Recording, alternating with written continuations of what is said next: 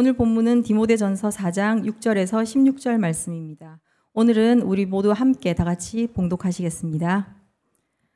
내가 이것으로 형제를 깨우치면 그리스도 예수의 좋은 일꾼이 되어 믿음의 말씀과 내가 따르는 좋은 교훈으로 양육을 받으리라. 망령되고 허탄한 신화를 버리고 경건에 이르도록 내 자신을 연단하라. 육체의 연단은 약간의 유익이 있으니 경건은 범사에 유익하니 금생과 내생에 약속이 있느니라. 미쁘다 이 말이여 모든 사람들이 받을만 하도다. 이를 위하여 우리가 수고하고 힘쓰는 것은 우리 소망을 살아계신 하나님께 둠이니 곧 모든 사람 특히 믿는 자들의 구주시라. 너는 이것들을 명하고 가르치라.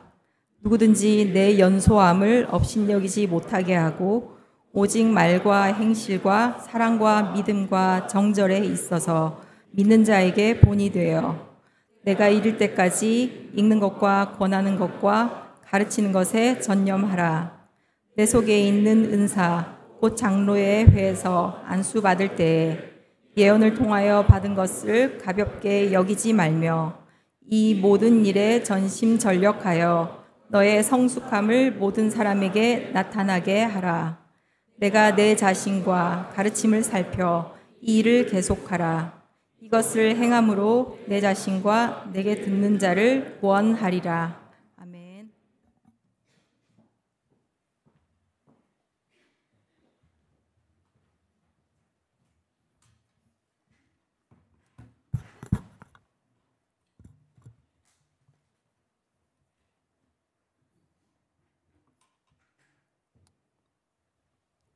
여러분께서 잘 아시는 것처럼 지금 저희 교회에서는 어린이 사역자, 유초등부 풀타임 사역자를 모시고 오려고 지금 하는 청빙 과정 중에 있습니다. 저희가 이제 청빙위원회에서 어제까지 저희가 총 4명의 지원자의 원서를 받았고요. 그리고 이제 그분들과 인터뷰를 잡는 과정에서 이제 3분을 저희가 인터뷰를 하게 되었습니다. 그래서 어제까지 저희가 총 인터뷰를 마쳤고요. 이제 저희가 기도하는 가운데 하나님께서 정말 이분이다라고 저희 청빙위원들의 마음을 좀 합해 주시면 저희가 결정하는 것이 아니라 저희가 이제 생각해서 이분을 교회에 레커멘드를 하게 됩니다. 여러분 어린이 사역자이기 때문에 여러분이 청빙이 있다라는 걸 알지만 좀 너무 심각하게 안 생각하시는 분들도 많이 있을 것 같아요. 뭐 어린 사역자 그냥 아무나 불러오면 되지. 그게 아니라 여러분 담임 목사 모시고 오는 것보다 더 중요합니다. 아멘입니까? 그냥 말로만 하는 것이 아니라 여러분 우리 어린아이들의 정말 신앙과 그들의 영적 성장을 맡아주실 책임져 주실 분을 모시고 오는 거기 때문에 우리 교회에서 더 열심히 기도하고 여러분 또 제가 청빙될 때 여러분이 그렇게 열심히 하셨던 것처럼 또 교회 나와서 기도도 하시고 개인적으로 또 금식도 하시고 그렇게 여러분들이 청빙을 잘 해올 수 있도록 그 과정을 위해서 여러분 함께 기도해 주셨으면 감사하겠습니다. 저희가 이렇게 유년부가 되었던 유스를 담당하시던 분이던 아니면 교회를 총 책임을 지는 담임 목회자가 되었던 교회의 이제 목회자를 모시고 올 때 오시게 될 목회자가 그 부름을 받은 그 사역의 전문성을 가지고 또 그 분야에서 가장 잘 하시는 분이 오시는 것을 원합니다. 그게 또 당연한 것입니다. 그런데 이제 어린아이 사역자 같은 경우는 이제 아이들과 사역을 하다 보니까 아이들의 마음을 잘 이해하고 아이들과 눈높이를 맞춰서 집중시키고 또 아이들에게 말씀으로 양육하면서 아이들도 좋아하고 또 아이들의 그 정신을 딱 집중시켜가지고 말씀을 잘 전할 수 있는 약간 뽀미 언니 같은 그런 능력과 그리고 또 부모님들에게까지 부모님들이 가지고 있는 자녀들과의 그 갈등과 아니면 자녀들이 말 안 듣는 것을 어떻게 하면 해결할 수 있는가를 카운슬링 해줄 수 있는 오은영 박사님 같은 그러한 또 심리적인 전문성과 그리고 또 우리 교사들을 훈련시키고 교육시키고 교회 전체를 이제 자녀들에게 집중시키는 그럴 만한 능력을 가진 팀 켈러 목사님 같은 그러한 말씀을 잘 전달할 수 있는 능력을 다 겸비하신 사역자가 오면 좋겠죠. 아멘. 하나님께서는 불가능함이 없다는 걸 믿습니다. 하지만 어느 정도 우리가 어느 정도 리얼리스틱하게, 그렇죠? 우리가 어느 정도는 정말 실질적으로 생각을 해야 할 것입니다. 저희가 이렇게 사역자들 인터뷰하는 과정 속에서 제가 이제 인터뷰를 통해서 지원자들이 대답하는 말들을 들으면서 문득 이런 생각이 들었습니다. 이제 그 지원하신 분들이 이제 교회 가게 되면 만약에 제가 그 교회를 가서 섬길 기회를 하나님께서 주신다면, 교회에서 허락하신다면 아이들에게는 이런 사역을 할 것이고, 부모들과는 이런 사역을 할 것이고, 또 교사들은 이렇게 훈련시킬 것이고 하는데, 막 이것을 경청하고 있다가요. 그렇지. 참 젊은데 좋은 생각을 가지고 있구나. 이렇게 하면서 생각하다가 문득 든 게, 그럼 교회가 많이 바빠지겠네, 이런 생각이 들더라고요. 더 바빠지겠네. 여러분, 그렇죠. 사역자를 청빙해 온다는 게, 우리 생각에는 사역자가 오면 이제 일을 다 거기다가 다 맡겨놓고 우리는 이제 팔짱 끼고 보고만 있으면 된다라고 생각하지만, 여러분, 우리가 유스 사역자가 오시는 그 과정과 또 그 지금 1년 넘게 지난 상황을 보면서 여러분, 그게 아니라는 걸 깨달으셨죠? 전사님이 열심히 하셔서 이 프로그램도 많이 만드시고 또 오라고 하고 라이드도 줘야 되고 또 그런 모임이 있을 때마다 스낵 준비하셔야 되고, 부모님들이 얼마나 바빠지셨습니까? 그런데 바빠지셔도 좋지요. 아멘 소리가 2분밖에 안 하시는데, 바빠도 좋은 이유는 우리 자녀들이 그렇게 영적 성장을 하고 있으니까. 그런데 우리가 잊어버리지 말아야 되는 것은, 우리가 사역자를 불러올 때 그만큼의 각오가 있어야 된다는 거예요.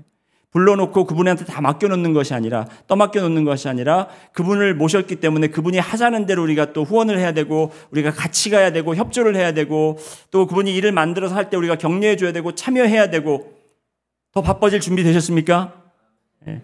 여기 중에 어떤 분들은 나는 유년부에 자녀가 없으니까 괜찮아라고 생각하시는 분들, 여러분 절대 긴장을 놓지 마시고 여러분들에게도 이런 자원봉사를 할 수 있는 기회를 저희가 드리도록 하겠습니다. 제가 드리고 싶은 이야기는 이것입니다. 오늘 말씀과 이것이 무슨 상관이 있느냐?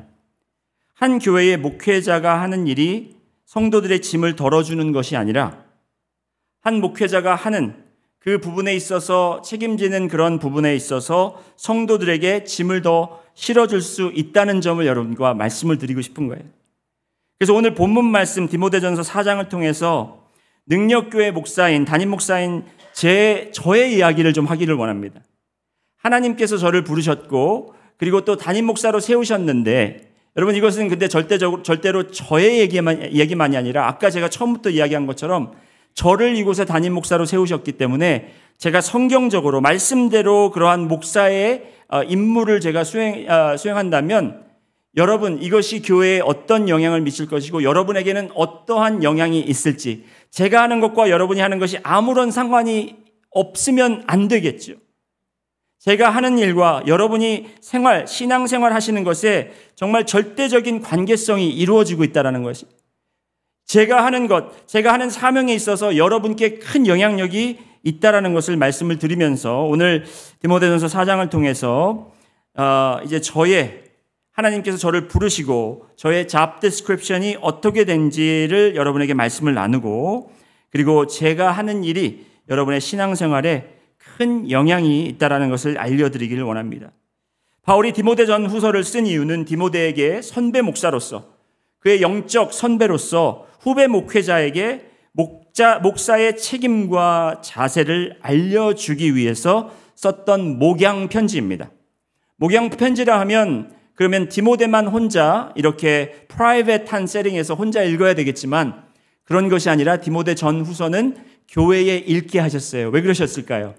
목양 편지인데 담임 목사가 하는 일이 곧 교회가 하는 일이기 때문에, 담임 목사에게 변화가 있으면 교회에 변화가 있기 때문에, 그렇기 때문에 여러분이 제가 뭘 하든 그냥 상관 안 하시고 아무런 상관이 없는 것이 아니라, 제가 하는 일과 여러분의 신앙생활과 이렇게 디렉트한, 정말 직접적인 연관성이 있다는 것을 오늘 또 말씀을 통해서 한번 살펴보기를 원합니다. 디모데를 바울이 에베소 교회의 담임 목사로 파송했습니다. 에베소 교회는 지금 시대로 이야기하면 대형 교회였습니다. 대형 교회였어요. 교회가 대형 교회라고 다 좋을 필요는 없어요. 그렇죠? 대형 교회라면 그만큼 대형 문제들이 있습니다. 여러 가지 사건들이 있고 또 머리 아픈 일들이 더 많이 있을 것입니다. 그런데 에베소 교회, 오늘 바울이 디모데에게 이야기하는 그 사건 중에 어떤 것을 꼭 집어 이야기하냐면 1절 하반부터 기록되어 있는데 한번 보실까요? 1절 하반부터 이렇게 기록이 되어 있습니다. 그러나 성령이 밝히 말씀하시기를 후일에 어떤 사람들이 믿음에 떠나 미혹하는 영과 귀신의 가르침을 따르리라 하셨으니, 자, 믿음에 떠나 미혹하는 영과 귀신의 가르침을 따르는 사람들이 있다라는 거예요. 그래서 믿음을 버린 사람들이 있다라는 겁니다.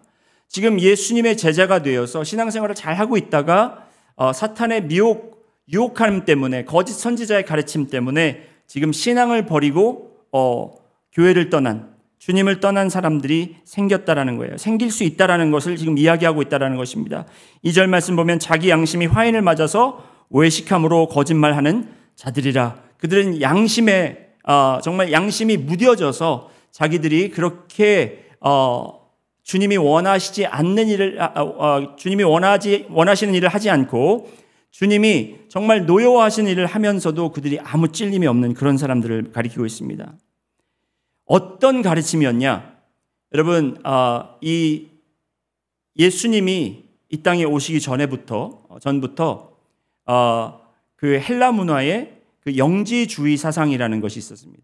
이 영지주의라는 것은 무엇이냐면 이 철학입니다. 철학 사상인데 이 영과 육이 분리되어 있고 육적인 것은 모두 악한 것이다 라는 것이 곧 영지주의 사상이었어요.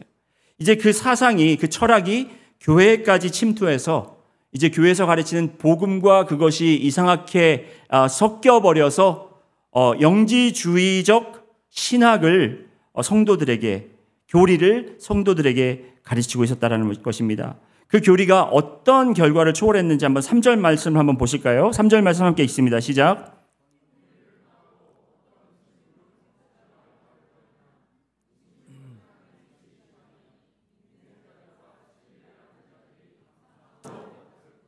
자, 하나님이 이미 정하셔서 이것은 거룩한 음식이다, 먹을 수 있는 것이다라고 했는데 지금 영지주의 사상 때문에 사람들이 그것을 금식하고 그것을 폐하고 심지어 결혼까지 안 하는 그런 일이 벌어졌다라는 것입니다.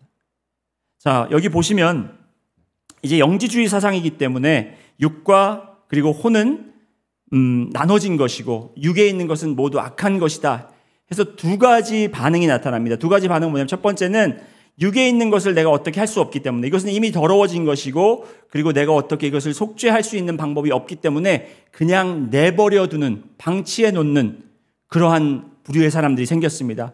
그래서 그냥 계속해서 죄를 짓고 죄를 져도 아무런 죄의 죄책감이 없는 거예요. 왜냐하면 육은 이미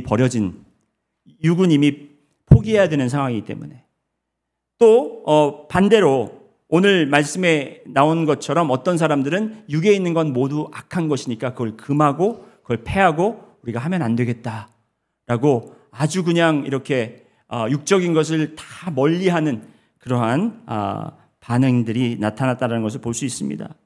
이런 문제가 있는 에베소 교회를 지금 담임하고 있는 디모데 목사에게 지금 바울이 오늘 저희가 읽은 말씀 6절부터 16절까지 읽은 말씀에서 이제 그에게 지침을 내리고 격려하는 말씀을 이제 나눈 것입니다. 이 내용을 제가 세 가지로 여러분께 정리해서 말씀드리기 원합니다.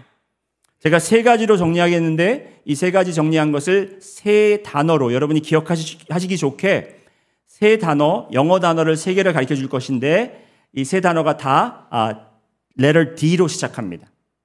여러분, 제가 이제 설교 스타일을 좀 아시죠? 여러분이 기억하기 좋으시라고 제가 그렇게 했는데, 그렇게 하면 뭐합니까? 여러분 기억을 안 하시는데. 자, 기억하시리라 믿습니다. 자, 첫 번째 단어는 direct입니다. direct. 따라해 보실까요? direct. direct하라는 것은 direct their attention. 그러니까 그들에게 보게 하라, 지적하라 이 말입니다. 지적하라. 따라해 보실까요? 지적하라. 두 번째는 demonstrate. 예, 보여줘라. 따라해 보실까요? 보여줘라. 그리고 세 번째는 devote, 전념하라. 예, 전 따라해보세요. 전념하라. 그래서 direct, 무엇이 잘못됐는지 보여주고 지적하고, 그리고 demonstrate, 보여주고, devote, 그 다음에 뭐라고 그랬죠 제가? 전념하라. 예. 자, 먼저 우리가 direct를 보겠습니다. 저도 기억을 못하는데 여러분이 기억하시겠습니까? 영어 단어는 이렇게 기억이 잘 되는데 한국말은 제가 잘 기억이 아직 안 돼서. direct, 지적하라. 6절 말씀 한번 보시겠습니다. 6절 보시면, 내가 이것으로 형제를 깨우치면 그리스도 예수의 좋은 일꾼이 되어 믿음의 말씀과 내가 따르는 좋은 교훈으로 양육을 받으리라. 여기에 6절 말씀에 보면 깨우치면이라는 단어가 나옵니다. 이 깨우치면이라는 단어의 원어인 헬라어를 보면 하이포티데메노스라는 단어가 나옵니다. 하이포티데메노스.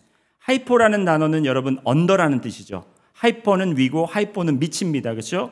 하이포티데메모스, 아래에 밑에 펼쳐놓다 이 말이에요. 밑에 뭘 펼쳐놓느냐? 다 이제 드러내서 이거를 거기다 쫙 깔고 보여줘라 이 말이에요. 뭐가 잘못됐는지를 보여주라는 겁니다. 뭐가 잘못됐는지를 지적하라는 겁니다. 꼭 집어서 이야기하라는 거예요. 집사님 얼굴에 뭐 묻었는데 이게 아니라 그걸 꼭 집어서 거기가 여기에 뭐 묻었습니까 하면서 보여주는 거예요. 그걸 지금 말씀하는 겁니다. 그런데 무엇을 깨우치고 무엇을 보여주고 무엇을 지적하라는 말씀인가? 오늘 말씀을 보면 이게 잘 이해가 안 될 수가 있는데, 오늘 말씀의 맥락을 보면 8절 말씀으로 한번 건너뛰어서 가보실까요? 8절 말씀 보시겠습니다. 같이 읽겠습니다. 시작. 육체의 연단은 약간의 유익이 있으나 경건은 범사에 유익하니 금생과 내생에 약속이 있느니라. 여러분, 이 구절은 유익함에 대한 이야기입니다. 육체의 연단은 어느 정도의 유익이 있다고요? 약간의 유익. 그렇다면 경건은 얼마만큼의 유익이 있다고 했나요? 금생과 내생의 모든 것에 유익하다고 했습니다. 그러니까 어느 게 더 큰가요? 경건이 더 크죠. 경건의 유익함이 훨씬 큽니다. 비교가 안 됩니다. 제가 휴스턴과 달라스에 오래 살았습니다. 그래서 휴스턴에서 제가 데이튼에서 중학교를 나오고, 휴스턴에서 이제 제가 고등학교, 대학교를 나오고, 이제 달라스에서 신학교를 나왔는데, 여러분이 아시다시피 휴스턴과 달라스는 한인들이 많이 있어요. 한인들이 많이 있다 보니까 한인교회들이 많이 있습니다. 한인교회들이 많이 있다 보니까 한인교회들끼리 이제 1년에 몇 번씩 모여서 스포츠 대항 게임을 합니다. 토너먼트를 해요.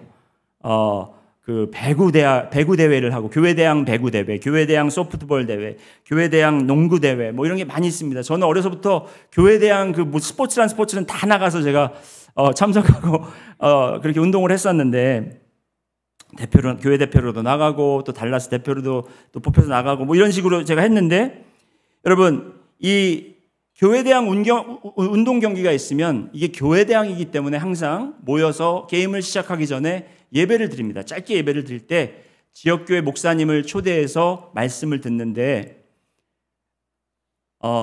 interesting한 거는 뭐냐면, 이제 그 다른 목사님들이 오시는데 한 10명 중에 8분은 다 어떤 말씀을 하느냐? 오늘 이 읽은 디모데전서 4장 8절 말씀을 가지고 설교를 하시더라고요. 어떤 말씀? 육체의 연단은 약간의 유익이 있으니까 여러분 열심히 뛰시고 오늘 열심히 운동하셔서 약간의 유익을 즐기시라고, 이런 말씀을 많이 하시는 거예요. 제가 그때 들을 때도 이게 무슨 말인가? 이게 말인가 방구인가? 여러분, 제가 그때 대학교 때 신학을 공부하지 않은 상태에서도 분명히 이 말은 그게 중심이 아닌 것 같은데, 그게 중점이 아닌 것 같은데, 이 육체의 연습이 약간의 유익이 있다고 해서 그거를 강조하는 것이 아니라 지금 강조가 되는 것은 어떤 말입니까? 경건함의 훈련이 모든 것에 유익하다라는 것을 지금 이야기하고 있는 거예요. 그런데 우리는 때로 이 유익한 것을, 조금 유익 있는 것을 가지고 우리는 많은 투자를 하고, 이 약간의 유익을 추구하기 위해서 우리는 정말 온 인생을 바칠 때가 있다라는 것입니다. 바울이 이 말씀을 쓴 이유는 교회 대항 운동 경기에서 이 말씀을 써먹으라고 적은 것이 아니고, 오늘 7절 말씀을 보시면 망령되고 허탄한 신화를 버리고 경건에 이르도록 내 자신을 연단하라. 이 말씀을 하시기 위해서 썼다라는 거예요. 망령되고 허탄한 신화를 우리가 잘못 믿고 있는 그런 미신적인 것, 그것을 버리고 경건함에 이르도록 내 자신을 연단하라, 훈련하라. 이 말은 뭐냐면 우리가 지금 사도 바울이 지금 사용하고 있는 랭귀지는 여러분 마치 올림픽에 나가는 나라를 대표하는 선수들이 그 올림픽에 나가서 나라를 대표하고 금메달을 따려는 목적으로 훈련하는 만큼 내 자신을 연단하라. 바로 그 말씀을 하고 있는 거예요. 무엇을 위해서? 경건함을 위해서. 그런데 왜 이 운동선수, 이 운동하는 것과 이렇게 비교를 했는가 보면 여러분 아직까지도 지금 현재에도 미신을 가장 많이 믿는 사람들이 바로 운동선수들이에요. 여러분 아시나요? 야구 게임을 보셔도 야구 게임 할 때 이 배팅하는 사람이, 이 배팅하는 사람이 그 배팅 박스 들어가기 전에 하는 루틴들이 있죠. 그게 다 왜 하는지 아세요? 그렇게 해야 잘 칠 것 같으니까 하는 거예요. 여러분 테니스 잘 치는 그 라파엘 나달이라는 선수 아시죠? 라파엘 나달이 서브 넣기 전에 하는 이상한 기이한 행동이 있습니다. 뭔지 아세요, 여러분? 테니스 좋아하시는 분들은 아실 텐데. 똥꼬에 바지 낀 거 이렇게 빼가지고 이렇게 얼굴 문지르고 이렇게 머리 문지르고 그 다음에 서브 넣습니다. 그거 모르셨어요?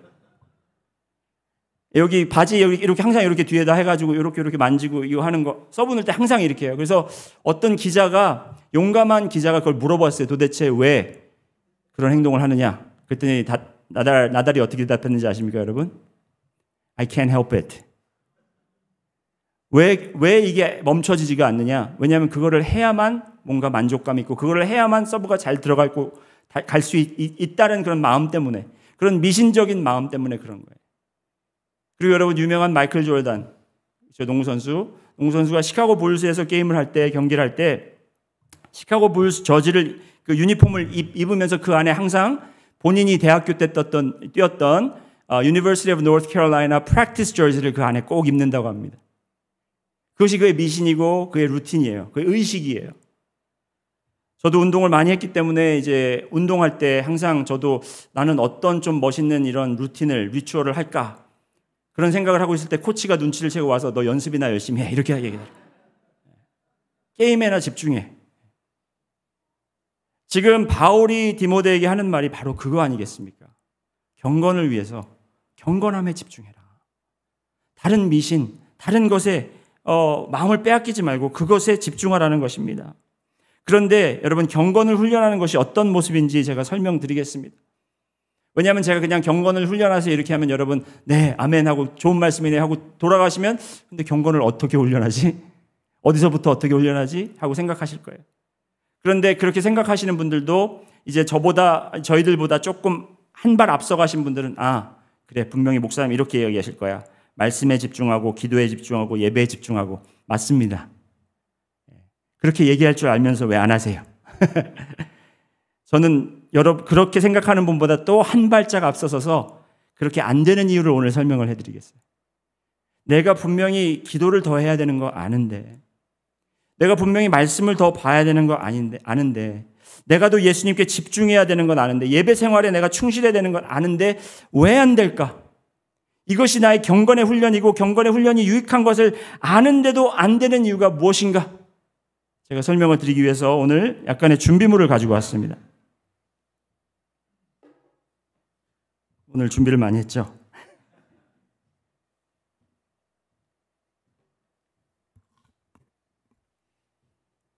여기 가지고 온 이 병이 여러분의 삶을 나타냅니다. 여러분의 삶이에요. 근데 이 삶 안에 제가 이 안에 이제 그 레이벌데이 때 제가 이제 그 브리스켓을 만들고 남은 그 펠렛을 좀 갖고 왔어요. 이 펠렛이 여러분의 지금 필요하다고 생각하는 것, 약간의 유익이 있다고 생각하는 것, 그렇죠? 여러분 약간의 유익이 있다고 생각하는 게 뭔지 모르겠습니다. 여러분의 취미 활동, 여가 활동, 아니면 여러분의 직장일 수도 있습니다. 목사님 직장은 굉장히 중요한 건데요. 중요하지만 여러분 영생에 도움은 안 됩니다.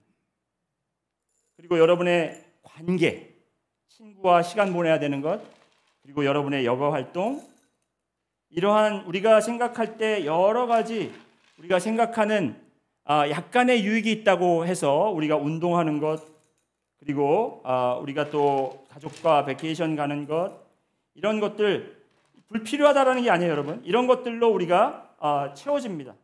그래서 이제 이걸로 우리가 좀 우리의 삶을 다 이렇게 채워놓습니다, 그렇죠? 막 떨어지는데 이렇게 채워놓고 우리가 경건함을, 가장 중요한 경건함을 빼먹었네요. 이거를 여기다 끼워놔야 돼요. 자, 어떻게 되나요? 들어갈 자리가 없어요. 들어가려고 하는데 안 돼요. 그래서 어떡합니까? 이것저것 노력해 보는데 안 되고, 시간이 없고, 바쁘고, 지치고, 그래서 도저히 안 되겠네요. 이렇게 해버린다는. 자, 그런데 여러분 한번 보세요. 이걸 어떻게 우리가, 그렇다면 경건의 연습을 어떻게 하면 되겠습니까? 벌써 아시는 분들이 계시죠, 답을. 가장 중요하다면 가장 먼저 우리가 이것을 집어넣어야 합니다. 이걸 먼저 집어넣었을 때 어떤 상황이, 어떤 현상이 나는지 한번 보시겠습니다. 제가 시간이 없기 때문에 빨리 집어넣기 위해서, 아까 이렇게 저희가 이걸 먼저 집어넣었을 때는 자리가 없었는데, 제가 좀 이게 입이 좀 작은 걸 갖고 왔어야 되는데 이게 흘릴 수가 있어서, 절대로 제가 이거를 치딩하려고 흘리는 게 아니라, 여러분 이게 다 들어갈까요, 안 들어갈까요? 다 들어갈까요, 안 들어갈까요? 네, 일부러 흘리는 거 아닙니다. 네. 억지로 집어넣으려고 흘리는 거 아니에요. 지금 시간이 없어서. 근데 제가 벌써 이거 집에서 다 해봤고, 아까 EM 예배 때는 정말 조심스럽게 안 흘리고 잘 집어넣는데 다 들어갑니다. 여러분, 이것이 하나님이 우리에게 원하시는 거예요. 우리는 영적인 경건한 훈련을 하라고 하면 하나님은 왜 우리에게 그 즐거움을 다 뺏어가고 우리가 아무것도 못하게 그렇게만 하실까? 그것이 아니에요. 우리가 가장 중요하게 여기는 것을 우리가 먼저, 가장 우선적으로, 가장 먼저 우리가 그것을 우리 자리에, 우리 삶에 집어넣는다면 하나님께서는 나머지 것도 다 채워주실 공간을 우리에게 충분히 주셨다라는 것을 지금 여러분께 보여드린 것입니다. 그런데 우리는 우리가 원하는 것을 먼저 채워놓고 이것도 해야 되는데 하다 보니까 성경 읽으라고 하면 왜 교회에서는 나를 이렇게 못 살게 내버려둘까? 기도 나오라고 그러면은 목사님은 일을 안 해봐서, 직장을 안 다녀봐서 우리가 얼마나 피곤하게 사는지 몰라. 여러분, 그게 아니죠. 경건의 훈련은 우리의 금생과 영생의 모든 것을 우리를 유익하게 한다고 말씀하셨습니다. 그래서 우리가 분명히 믿는다면 우리는 그 경건한 훈련을 가장 먼저, 가장 우선으로 우리가 두어야 되겠죠. 우리가 쓰고 남은 힘, 정말 하루 종일 나를 위해서 살다가 밤에 뭘 하려고 그러면 되겠습니까? 안 되겠죠. 우리가 힘이 넘칠 때, 가장 정신이 맑을 때 우리가 하나님을 찾고 하나님을 경배하고 하나님께 기도드리고 우리가 나머지로 채운다면 그 나머지로 채워지는 것이 오히려 더 우리가 기쁘고 즐겁게 하나님이 주신 거라고 믿고 누릴 수 있는 삶을 살 수 있다는 것입니다. 아멘을 좀 더 크게 해주시기 바랍니다. 두 번째로 demonstrate, 보여줘라. 11절 말씀 보시겠습니다. 11절 말씀 보시면 너는 이것들을 명하고 가르치라. 잠깐 여기서 질문 하나 드리겠습니다, 여러분. 여러분을 누가 쫓아다니면서 여러분이 잘못된 걸 자꾸 지적하고 그리고 여러분께 명령하고 여러분이 알려달라고도 안 했는데 와서 자꾸 가르치려고 들면 여러분 좋겠습니까? 싫겠습니까? 싫죠. 제가 그래서 안 하고 있는데 오늘 말씀을 보니까 그렇게 하라고 바울이 이야기를 합니다. 목사님, 그거 데몬스트레이트하고 이게 연결이 안 되는데 제가 말씀드릴게요. 조금만 기다려주세요. 여러분, 이렇게 부탁도 안 했는데 와서 막 가르쳐주고 지적하고 이렇게 명령하고 그걸 우리가 뭐라 그러죠? 쉽게? 꼰대라고 그러죠. 꼰대. 막 아는 척, 자기가 더 많이 아는 척, 나이 든 척 하면서 막 이렇게 하는 사람을 꼰대라고 합니다. 영어로 꼰대가 뭘까요, 여러분?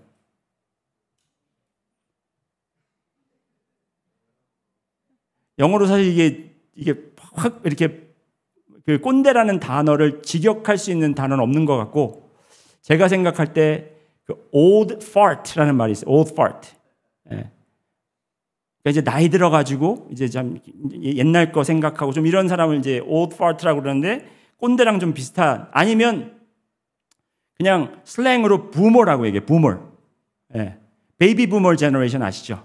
그러니까 부모라는 말이 약간 그때 올드 시대 사람이라고 그렇게 이제 이야기하는 그런 단어들이 있습니다.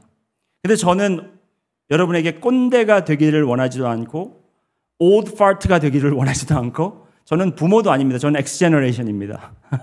X 세대예요. 저는 X 세대도 늙었죠. 근데 저는 정말 좀 쿨한 목사님이 되고 싶어요. 여러분이 생각할 때도 우리 목사님 너무 쿨하셔. 제가 예전에도 한번 말씀드렸는데 어떤 목사님이, 청년들이 많이 모이는 교회 목회하시는 목사님이 한국에서 청년들이, 교회를 안 다니던 청년들이 와서 이제 예배 시간 전에 이제 교회 문 앞에서 담배를 피고 있으니까 목사님이 그걸 보고 마음이 답답하셔가지고 이걸 혼낼까 말까 막 이렇게 하다가 그냥 담배각을 딱 뺏어가지고 이렇게 주우시더니 국산 펴 임마, 국산 펴 임마 이러고서 그냥 가셨대잖아요. 그렇죠? 저도 그런 목사님이 되고 싶거든요.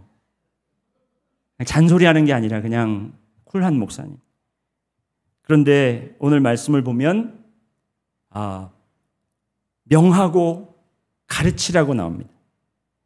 그런데 제가 또 그렇게 명하고 가르치고 막 이렇게 지적하고 이렇게 안 했던 이유가 뭐냐면 그렇게 한다고 해서 사람들이 변할까? 그렇게 한다고 해서 사람들의 삶이 바뀔까? 오히려 그렇게 하면 나를 귀찮아하고, 오히려 그렇게 하면 나와 거리가 더 멀어지고, 내가 설교 말씀을 전해도 사람들이 듣지 않고 그러지 않을까? 관계가 어떻게 좀 이게 나빠져서 오히려 설교 말씀도 귀에 안 들어오고 이럴까 봐 제가 그런 생각을 했는데, 오늘 말씀에 그 해답을 찾았습니다. 제가 여러분에게 잔소리를 하고 지적하고 여러분에게 명하고 가르쳐도 제가 그렇게 관계가 상하지 않는 그 방법은 무엇이냐? 12절 말씀 한번 보시겠습니다. 여러분, 제가 이렇게 하겠다라는 그 이야기도 있지만 여러분도 그렇게 기대하시라 지금 말씀을 드리는 건데요. 12절에 보시면 누구든지 내 연소함을 업신여기지 못하게 하고 오직 말과 행실과 사랑과 믿음과 정절에 있어서 믿는 자에게 뭐가 돼요? 본이 돼요.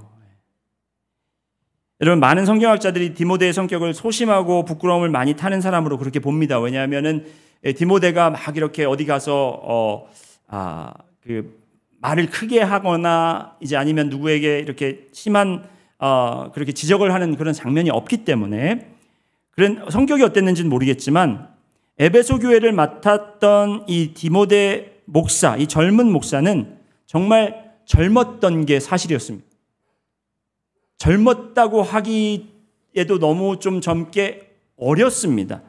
바울이 처음 이 디모데를 만났을 때 이 디모데가 한 19살에서 22, 24 정도 됐기 때문에 에베소의 담임 목사로 보내진 때가 20대 후반에서 30대 정도. 그러니까 지금 이찬영 전사님 나이 생각하시면 돼요. 이찬영 전사님이 우리 능력침례교회 담임 목사로서 여러분에게 막 이래라 저래라 한다고 생각해 보십시오. 그럼 어떻겠습니까? 아무렇지도 않는 것처럼 그렇게 앉아 계시지 마시고.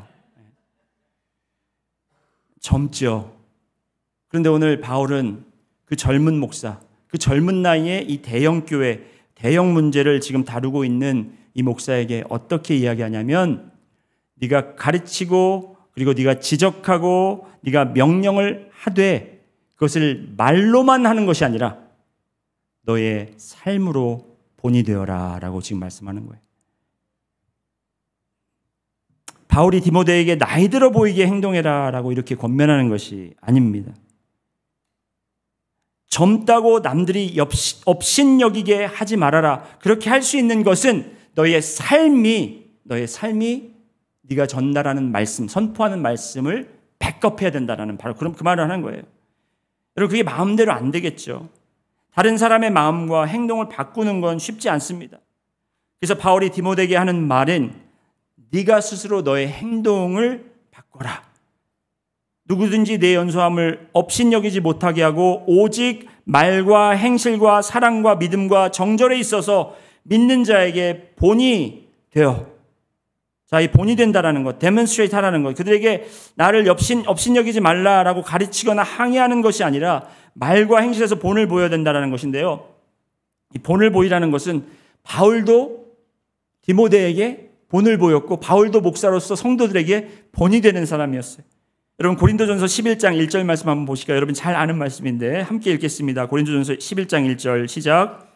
내가 그리스도를 본받는 자가 된 것 같이 너희는 나를 본받는 자가 되라. 내가 누구를 본받는 것처럼? 예수 그리스도를 본받는 것처럼 너희는 나를 본받으라. 바울은 지금 나를 본받으라라는 것을 주 목적으로 사용하는 것이 아니라 내가 그리스도를 본받는 것처럼, 결국에는 그들에게 뭘 얘기하는 거예요? 너희들도 그리스도를 본받으라 이 말이에요.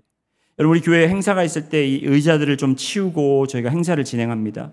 그리고 이제 그 행사가 끝나면 이 의자들을 저희가 정리해서 원래 있던 자리에 놓아야 되는데 지금 보시면 이 자리가 좀 삐뚤빼뚤해요. 왜 그렇게 삐뚤빼뚤하신지 아십니까? 그냥 뒤에서부터 막 그냥 아무나 와서 무작위로 이 의자들을 놓았기 때문에 그래요. 이 의자가 삐뚤빼뚤하지 않고 라인이 정확하게 맞춰지려면 어떻게 되겠습니까? 첫째 줄을 잘 맞춰야 되겠죠. 그 다음에 둘째 줄은 그 첫째 줄을 보고 그대로 거기에 맞추면 됩니다. 셋째 줄은 둘째 줄 보면 맞추면 되고 넷째 줄은 셋째 줄 맞추면 돼요. 바로 이것을 본받는다라는 것입니다, 여러분. 바울이 그리스도를 본받아 그의 말과 그의 행위와 그리고 그의 거룩함과 그의 믿음과 그의 절제함을 본받으려고 그가 삶을 주님 뒤에 바짝 서서 주님을 온전히 따른 것처럼 디모데 너는 나를 본받고 너를 따르는 디모데 너를 따르는 에베소 교인들은 너를 본받아. 네가 주님께 이렇게 라인업해서 행실과 말과 이것을 지키려 하는 그 모습을 보고 주님을 닮을 수 있도록 그렇게 하라는 것입니다. 능력교회 담임 목사인 저도 그 뒷줄에 제 앞에 서 있는 주님을 닮으려고 하는 그 선배 그리고 저의 영적 인도자의 그 뒤에 서서 줄을 맞춰 그분을 보고 말과 행실과 사랑과 믿음과 절정에 있어 본을 보이면 여러분들이 제 뒤로 서실 수 있도록 하는 것이 바로 본받는 것이라는 것입니다. 그런데 이 본받는다는 것은 저로 그치는 것이 아니라 여러분으로 그치는 것이 아니라 여러분도 그렇게 세워줘서 또 여러분이 영향력이 있는 그런 분들에게 내 뒤에 내가 주님을 향해 서 있는 것처럼 너희들도 함께 서라, 본을 받아라 라고 그렇게 이야기할 수 있다는 것입니다. 마지막으로 devote입니다. devote. 헌신하라 아니면 전념하라 이런 말입니다. 13절 말씀 함께 읽어보시겠습니다. 13절 시작. 내가 이를 때까지 읽는 것과 권하는 것과 가르치는 것에 전념하라. 내가 이를 때까지, 바울이 지금 자기가 도착할 때까지 읽는 것과 권하는 것과 가르치는 것에 전념하라, 바로 이 말이에요. 여러분 경건의 훈련은 무엇으로 하게 됩니까? 여기 답이 나와 있잖아요. 말씀으로. 경건의 훈련은 말씀밖에 없습니다. 여러분이 경험했을 때 신앙생활에 많이 도움이 된 신앙서적들이 있어요. 여러분 그런 신앙서적들은 말씀과 비교할 수가 없습니다. 신앙서적들이 필요 없다라는 것이 아니고 여러분이 가장 먼저 말씀에 집중하고 말씀을 묵상하고 말씀의 훈련을 할 때 우리가 거룩함 그리고 우리가 이 경건함에 이르게 된다라는 것입니다. 성경에 기록된 가장 큰 부흥의 사건은 바로 요시야 왕 때 일어났습니다. 요시야 왕은 8살 때 왕위에 올랐고요. 그가 왕이 되어서 이제 얼마 지나지 않고 그가 이제 티네이저가 됐을 때 이제 성전이 무너진 것을 그 안에서 제사장이 언약책을 발견하고 그 언약책을 읽기 시작하면서 그 마음속에 회개와 감동이 일어나기 시작합니다. 그래서 그 왕은 모든 백성들을 한자리에 불러서 그 왕이 직접 그 말씀을 읽기 시작합니다. 그 장면을 우리 한번 성경에서 찾아보도록 하겠습니다. 열왕기하 23장입니다. 열왕기하 23장 1절부터 3절까지.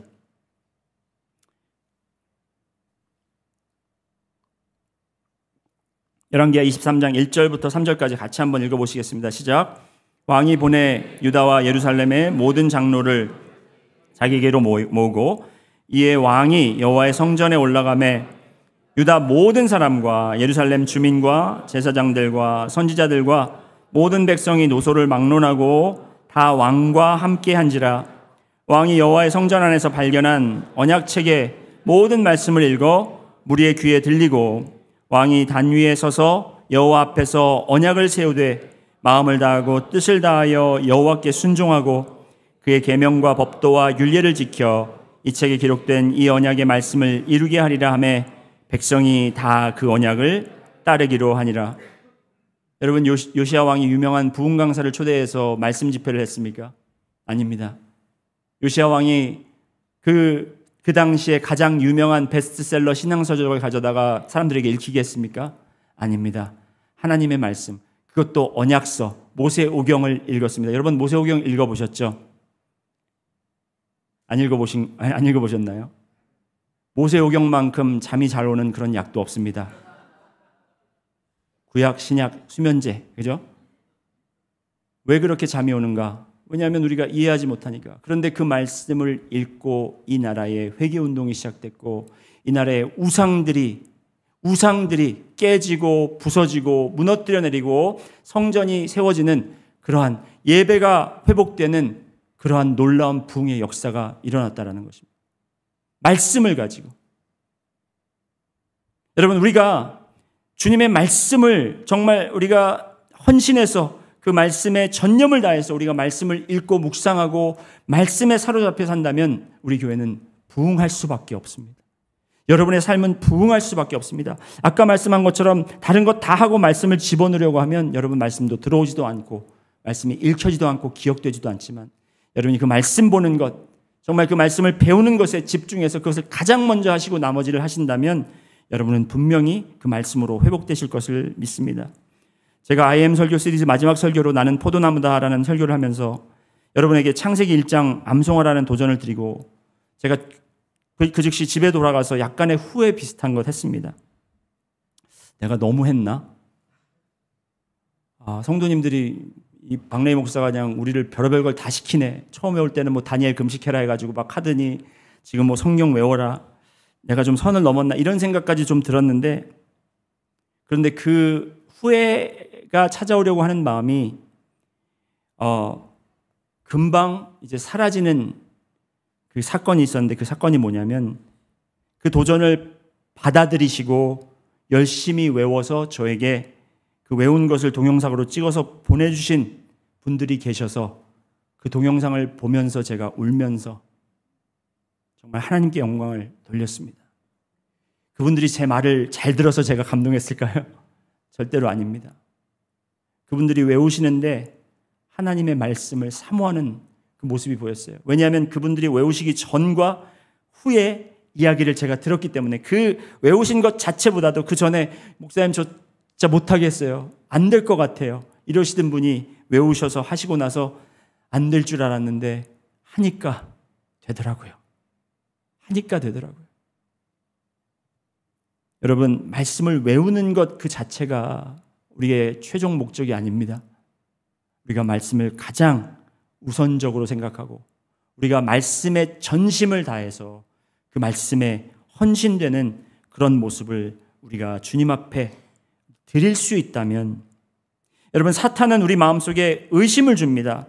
말씀 좋지. 그런데 그게 뭐 한다고 외워질까? 외운다고 그것이 뭐 달라질까? 이미 그 말씀 알고 있잖아. 읽으면 되지. 못하러 꼭 그걸 외우려고 하느냐? 할 것도 많은데 꼭 외워야 그게 말씀이냐? 이런 말로 계속해서 사탄은 우리를 말씀과 멀어지도록, 그래서 우리의 삶이 정말 약간의 유익이 있는 것들로만 가득 채워질 수 있도록 그렇게 사탄은 유혹한다는 것입니다. 여러분, 오늘 제가 이 담임 목사인 저의 job description 3가지로 정리해서 말씀드렸습니다. 이것 외에 여러분이 원하시는 목사의 성향이나 목회 방향이나 또 목회 스타일이 여러분이 있을 수 있어요. 어떤 분들은 목사님하고 좀 친해지고 싶습니다. friend, 목사님하고 좀 프렌십을 갖고 싶습니다 하는 분들 계시고, 어떤 분들은 목사님이 좀 이런 영적 아버지 같은 좀 그런 인자하고 또 이렇게 찾아와주고 이런 모습을 저는 원합니다 하는 분들도 계실 거예요. 어떤 분은 저는 목사님이 정말 유명한 목사님처럼 이렇게 좀 그렇게 잘 나갔으면 좋겠어요. 책도 좀 쓰시고 막 부흥회도 나가시고 이랬으면 좋겠어요. 그런 분들도 의외로 계시다니까요. 유머도 있고 막 말씀 전하면 막 이렇게 유튜브에 막 보면은 막 몇천 명이 그거를 보고 목사님 이야기하고 이런 걸 원하는 그런 성도님들도 계실 수 있습니다. 하지만 여러분, 그런 거 하실 분들은 따로 계시고, 저는 오늘 이 세 가지, 오늘 말씀드린 이 세 가지에 전념하렵니다. 그렇게 할 수 있도록 여러분, 저를 좀 도와주시기 바랍니다. 제가 대학교 졸업하고 신학교에 가서 처음 유th 사역자가 됐어요. 유th 전도사로 제가 임명을 받아서 달라스에서 교회를 섬기고 있을 때 처음 이제 유th 예배 들어갔는데 11명이 앉아 있었어요. 11명 학생들이. 근데 그 11명 학생들이 거의 중학생들이었어요. 그런데 몇 년 지나고 저희 유th 그룹 11명 모였던 유th 그룹이 55명까지 부흥을 했습니다. 숫자적으로. 그런데 이 부흥하는데 그 달라스 지역에 소문이 났어요. 여기 소망침례교회 박레위 전도사라는 그 유스 전도사가 너무 잘한다. 그러니까 이제 학생들이 막 자기들 발로 찾아오는 거예요. 부모님도 교회를 안 오는데 학생들이 자기들이 찾아오는 거예요. 거짓말 아니에요. 진짜 그랬어요.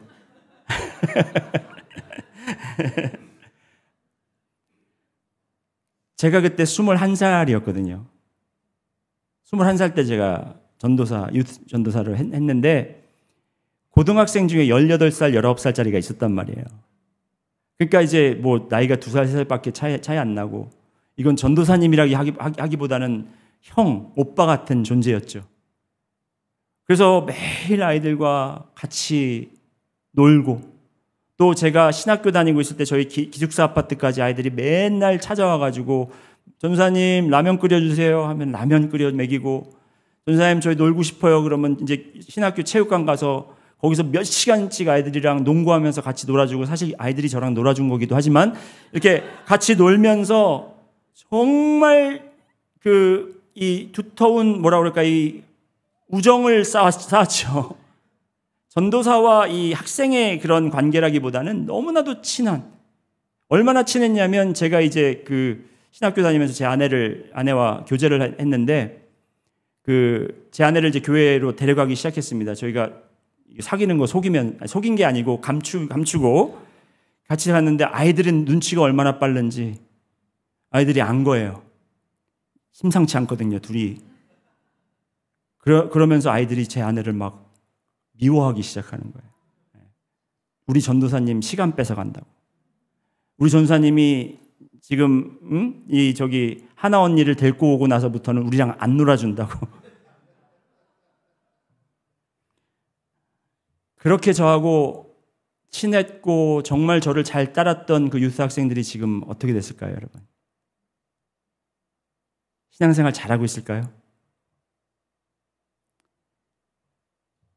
저도 참 아쉽고 너무 슬픈 일이지만 그렇게 같이 저와 끈끈하게 그렇게 정을 나눴던 유스 학생들, 저를 그렇게 잘 따랐던 학생들이 지금 거의 80%, 90% 학생들이 교회도 안 나가고 있어요. 제가 잘못한 거겠죠. 특히 제가 더 관심을 가지고 제가 더 이렇게 투자를 많이 했던 학생들은 지금 너무나 하나님과 멀리 떨어져 있는 학생들이 많이 있는 거예요. 처음에는 그 학생들이 어떻게 얘기했는지 아세요? 제가 떠나고 다음 사역자가 마음에 안 든대요. 전사님 같지가 않기 때문에 우리가 이렇게 친해질 수가 없다라는 거예요. 그러면서 교회와 점점 멀어지고, 처음에는 제가 그게 저한테 하는 칭찬인 줄 알았는데 나중에 보니까 제가 잘못한 거더라고요. 제가 그들을 하나님께 인도한 게 아니라 저한테 인도한 거더라고요. 제가 그때부터 다짐했어요. 교인과 멀어지자. 이게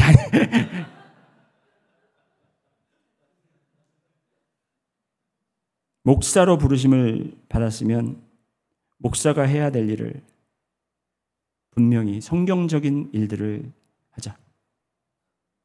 성도님들이 그것이 싫다고 할 수 있고 만족하지 않을 수도 있지만 그렇게 하다 보면 성도님들은 하나님을 만나게 되고 나에게 집중시키는 것이 아니라 어떤 사람에게 어떤 프로그램에 집중시키는 것이 아니라 어떤 전통에 집중시키는 것이 아니라 하나님께 집중할 수 있도록.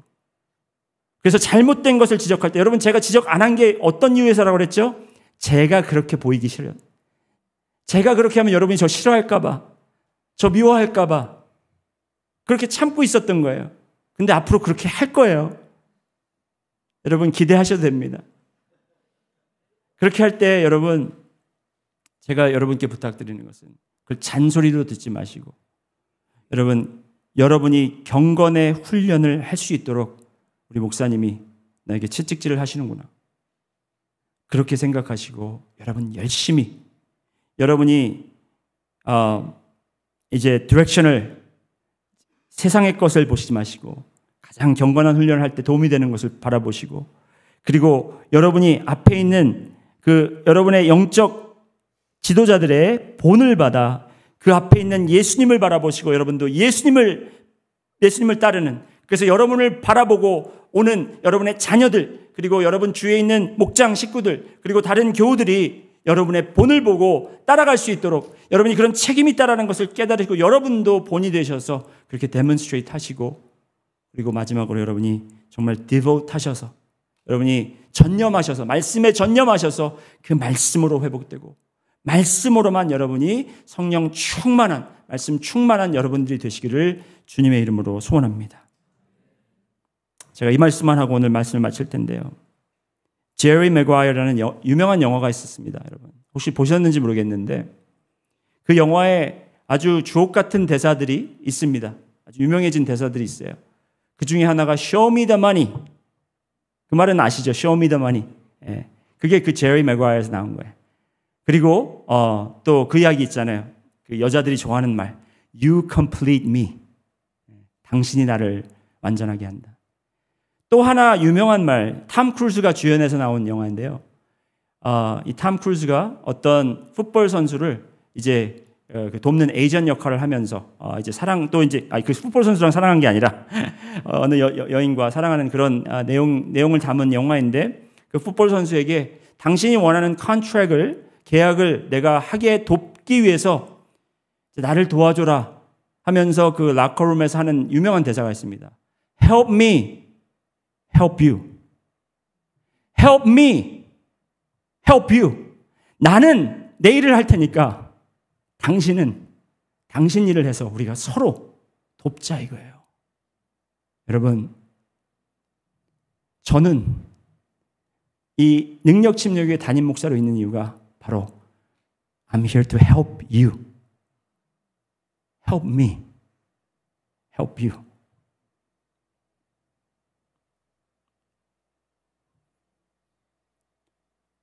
여러분 목사가 성도들을 위해서 할 수 있는 것은 제가 주님 앞에 바로 서고 여러분을 말씀으로 양육하는 것밖에 없습니다.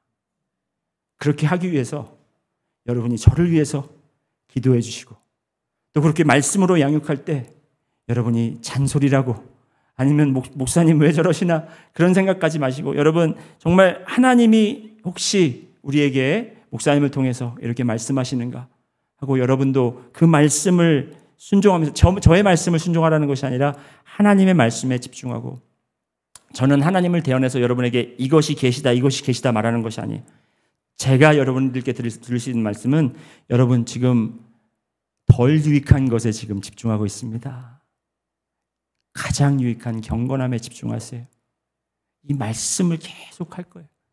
그럴 때 여러분이 그 말씀을 듣고 경건함의 훈련을 차곡차곡 쌓아가시는 여러분들이 되시기를 주님의 이름으로 소원합니다. 다 같이 기도하시겠습니다.